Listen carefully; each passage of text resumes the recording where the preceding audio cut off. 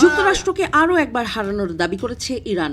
দেশটির সংসদ speaker Mohammad বাকের গালিবাফের দাবি, গত বছরের জুন মাসে সামরিক আগ্রাসনে ব্যর্থ হওয়ার পর ইরানের ভেতরে সাম্প্রতিক তথাকথিত সন্ত্রাসী দাঙ্গার মাধ্যমেও যুক্তরাষ্ট্র ও ইসরায়েল আরও একটি বড় পরাজয়ের মুখে পড়েছে। তেহরানে ইরাকের পররাষ্ট্রমন্ত্রী ফুয়াদ হুসেইনের সঙ্গে বৈঠকে এসব মন্তব্য করেন তিনি।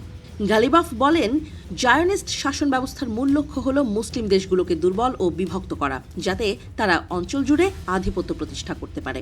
তিনি আরও বলেন, ইসরায়েলের প্রধানমন্ত্রী বেনিয়ামিন নেতানিয়াহুর প্রধান কৌশল হচ্ছে আঞ্চলিক দেশগুলোর স্বাধীনতা ও শক্তি ক্ষুণ্ণ করা এবং তাদের মধ্যে বিভেদ সৃষ্টি করা।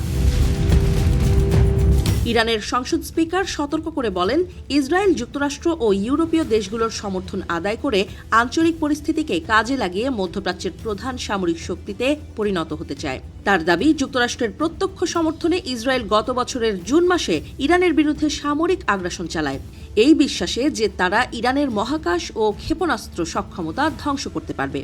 তবে গালিবাফ বলেন, ইরানের সশস্ত্র বাহিনীর দৃঢ় প্রতিরোধ এবং জনগণের সচেতনতার কারণে সেই ষড়যন্ত্র সম্পূর্ণভাবে ব্যর্থ হয়েছে। তিনি জানান, সামরিক ব্যর্থতার পর ইসরায়েল নতুন কৌশল হিসেবে গত 10 দিনে ইরানের ভেতরে সন্ত্রাসী যুদ্ধ চালানোর চেষ্টা করে। গালিবাফের অভিযোগ, যুক্তরাষ্ট্রের প্রেসিডেন্ট ডোনাল্ড ট্রাম্প প্রকাশ্যেই এসব সন্ত্রাসী গোষ্ঠীর প্রতি সমর্থন ঘোষণা করেছেন।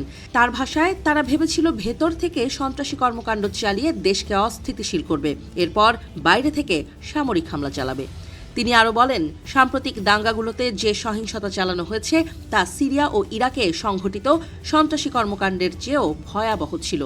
তবে ইরানের নিরাপত্তা বাহিনী দ্রুত অভিযান চালিয়ে এসব ঘটনার মূল হোতাদের গ্রেপ্তার করতে সক্ষম হয়েছে।